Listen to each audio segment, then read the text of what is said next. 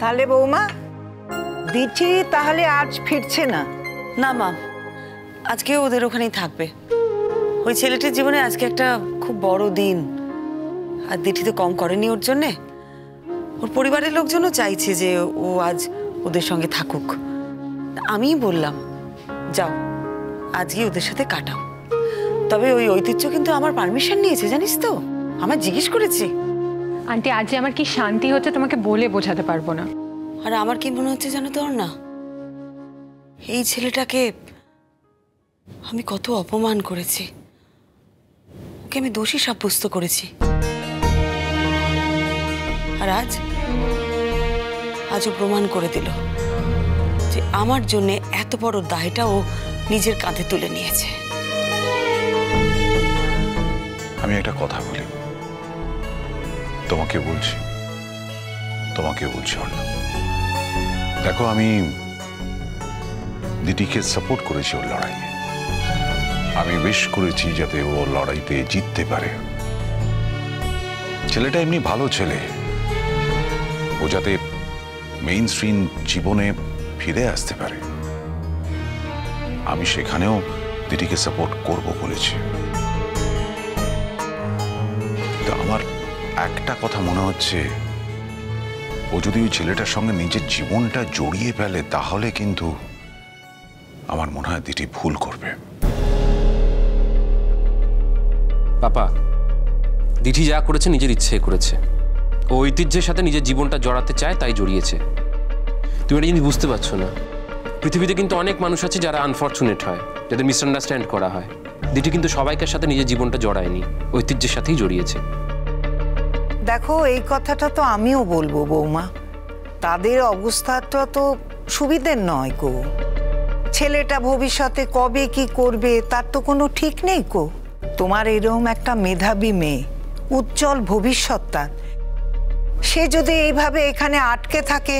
মা, আমি বলি কি, এখন না এই কথাগুলো বলার ঠিক সময় নয়, এখনো সময় আছে। আর তাছাড়া দিঠি এখন বড় হয়েছে, ও কেন পছন্দ করবে বলুন যে ওর জীবনে কেউ ইন্টারফেয়ার করুক? আমিও কিন্তু ওর জীবনে ইন্টারফেয়ার করতে পারবো না, সে অধিকার আমারও নেই। সব থেকে বড় কথা হলো যে দিঠি ছোটুকে ভালোবাসে, আর ছোটুও দিঠিকে ভালোবাসে। ভালোবাসলে কি সব হয় বৌমা? এরম একটা ছেলেকে ভালোবাসলে না, বিয়ের পর দেখবে ভালোবাসা না দুদিনেই জানলা দিয়ে পালিয়ে গেছে। আমি তো শুনেছিলাম দিঠি যেখানে চেম্বার করে সেখানকার অর্ধেক টাকা নাকি ওদের সংসারেই ঢুকে যায়। তাহলে বোঝো বৌমা, এখন সে বাড়িতে নেই, বাড়িতে যখন থাকবে তখন কি অবস্থা হবে একবার ভেবে দেখেছো? ছেলেটা ভবিষ্যতে দাঁড়াবে কি দাঁড়াবে না কিছুই তো জানো না গো। এত ব্যস্ত হচ্ছেন কেন? এক্ষুনি তো ওদের বিয়ে হচ্ছে না, সময় আছে তো, একটু সময় দিন, সময় যাক, দেখা যাবে তখন। কিন্তু দিঠি যদি ওই ছেলেটার সঙ্গে নিজের জীবনটা জড়িয়ে ফেলে, ওখান থেকে না বেরোতে পারে, ওর নিজের জীবনটা শেষ হয়ে যাবে। পাপা, এই কথাটা বলাটা এই মুহূর্তে উচিত না, ইটস টু আর্লি। আমার তো মনে হয় ইটস টু লেট। আমরা অনেক দেরি করে ফেলেছি। দিঠি ওই ছেলেটার সঙ্গে এমনভাবে জড়িয়ে গেছে, ওখান থেকে ও বেরিয়ে আসতে পারবে না। পাপা, তুমি যখন বুঝতে পারছো বেরিয়ে আসতে পারবে না, তাহলে কথাগুলো বলছো কেন? বাবা, এতদিন তুই সব থেকে বেশি অপোজ করেছিস, সব থেকে বেশি বাধা দিয়েছিস তুই। আর যেই কোর্টে প্রমাণ হয়ে গেল ছেলেটা কোনো অপরাধ করেনি, অমনি ওর 7 খুন মাফ হয়ে গেল, ও যা খুশি করতে পারে। হ্যাঁ, মাফ হয়ে গেল, তার কারণ ও আমার মায়ের প্রাণটা বাঁচিয়েছে। মা যে দ্বিতীয় জীবনটা পেয়েছে সেটা কিন্তু ঐতিহ্যের জন্য পেয়েছে। তাই কৃতজ্ঞতা বোধ থেকে আমি ওকে ক্ষমা করে দিয়েছি। তার কি কোনো দাম নেই? আমি বলছিলাম যে আমরাও তো ছেলেটাকে হেল্প করতে পারি যাতে ও নিজের পায়ে দাঁড়াতে পারে। আঙ্কেল, দিদি যদি ভালো না থাকে তাহলে দাদা হিসেবে প্রত্যুষও ভালো থাকবে না। আমরা হেল্প করি না ছেলেটাকে, ছেলেটা যদি ভালো হয়, উদ্যোগী হয়, তাহলে ও ঠিক ধরে নিতে পারবে। আরে ছেলেটা যদি উদ্যোগী হতো তাহলে এই ধরনের জীবনে নিজেকে জড়িয়ে ফেলতো না, নিজের উদ্যোগে কিছু একটা করার চেষ্টা করতো, সভ্য সমাজে বাস করার মতন। দিঠি ওর জীবনের সঙ্গে নিজেকে জড়িয়ে ফেলছে, এটা না মানে আফটার অল আমার মেয়ে তো, আমার তো কনসার্ন হবে এই মেয়েটাকে নিয়ে, ওর ভবিষ্যৎ নিয়ে। আমি জানি ও খুব জেদি, হয়তো আমাদের কথা শুনবে না, কিন্তু আমরা চেষ্টা করব না?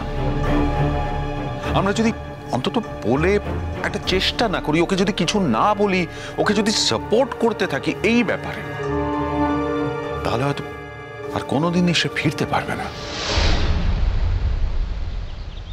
এই নাও গো, তোমরা এবার একটু মিষ্টি মুখ করো না। তোমার কপালে জোর গো দিদি, তোমারই কপালের জোর। তোমার কপালের জোরের জন্য আজকে ছোটু বাড়ি ফিরে এসেছে। না না না না, আমার কপালের কিচ্ছু না, সব আমার এই মেয়ের কপালের জোর। ও ছিল বলেই না আমার ছেলেটাকে বাড়ি ফিরিয়ে আনতে পারলাম।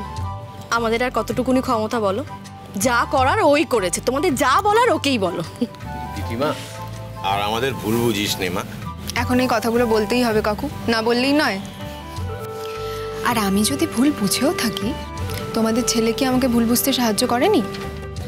সেগুলো মনে নেই না? আসলে কি বলো তো, নিজের ছেলেই শেষে সবকিছু হয়ে যায়, আমি জানি তো। এই মেয়েটা না বড্ড হিংসুটে। বাবা ওকে বলো হিংসে টিংসেগুলো যেন একটু কমায়।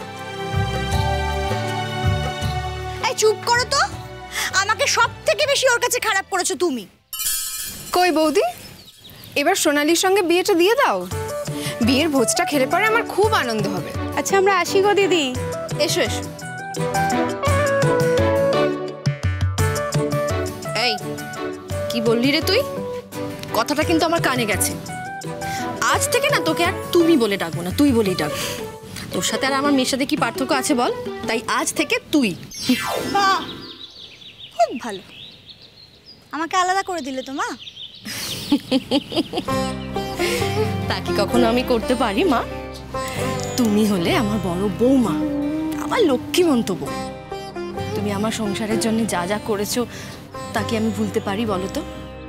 তোমার তো কবেই আমাদের ছেড়ে চলে যাওয়ার কথা ছিল, কিন্তু তুমি তো যাওনি।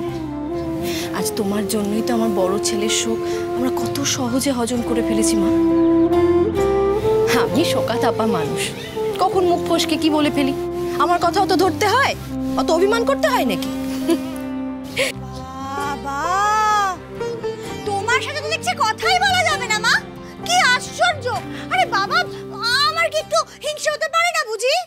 তুমি দিদিকে ভালোবাসছো আর আমাকে তো ভালোই বাসছো না। আচ্ছা বৌদি, তোমার ভাগ আমি কাটতে পারবো, এত ক্ষমতা আছে আমার। তবে একটা কথা কিন্তু সত্যি, তোমরা আমাকে যা কষ্ট দিয়েছো আমি কিন্তু কোনোদিনও ভুলবো না। ও, আমরাই শুধু কষ্ট দিয়েছি আর তুমি বুঝে দাওনি? আমি যদি দিয়েও থাকি, তোমরা অনেক বেশি দিয়েছো। আচ্ছা ঠিক আছে ঠিক আছে, সব শোধবো। হ্যাঁ, ও সেই আমার কথা বুঝে আর কারো মনেই পড়ছে না। তোমার কথা মনে না পড়লে চলে? তোমার কথা তো সব সময় মনে পড়ছে। আর মনে পড়ছে, মনে হচ্ছে যে বাড়িতে একটা করে ইস্যু হচ্ছে আর আপনি পড়াশোনাটাই সব থেকে বেশি ফাঁকি দিচ্ছেন। ঠিক ঠিক, বলো বলো বলো, আরো বলো। ঠিক ঠিক বলে দাও, লেখাপড়া না করলে কিন্তু আমার মতন অবস্থা হবে।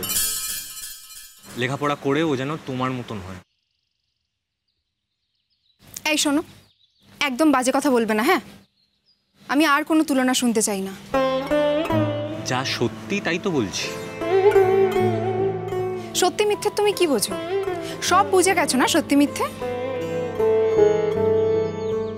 আজ আমার বাড়িতে চাঁদের হাট বসেছে গো। কতদিন পর এমন আনন্দ পেলাম।